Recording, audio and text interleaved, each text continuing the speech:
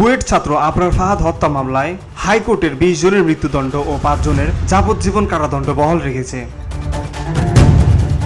আজ রোববার বিচারপতি A.K.M. আসাদুজ্জামান এবং বিচারপতি সৈয়দ এনায়েত হোসেনের সমন্বয়ে গঠিত হাইকোর্ট বেঞ্চ এই রায় ঘোষণা করেন। ২০১৯ সালের ৬ অক্টোবর রাতে বুয়েটের শেরেবাংলা হলে আবরার ফাহাদকে নির্মমভাবে পিটিয়ে হত্যা করা হয়। আবরারকে হত্যা করার অভিযোগে ২৫ জন বুয়েট শিক্ষার্থীকে আসামি করা হয়। ঘটনার পর আবরারের বাবা বরকতুল্লাহ চকবাজার থানায় হত্যা মামলা দায়ের করেন। মামলা তদন্ত শেষে পুলিশ ২০১৯ সালের ১৩ই নভেম্বর আদালতে অভিযোগপত্র জমা দেন, যেখানে বলা হয় আবরারকে ছাত্র শিবিরের কর্মী সন্দেহে মিথ্যা এবং ভিত্তিহীন অভিযোগে পিটিয়ে হত্যা করা হয়।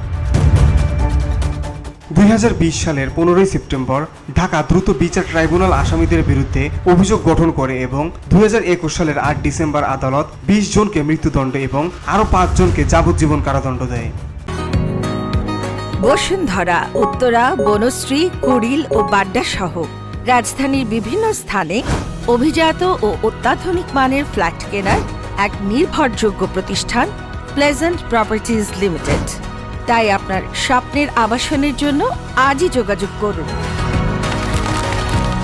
Pleasant properties limited, where destiny matches eventually.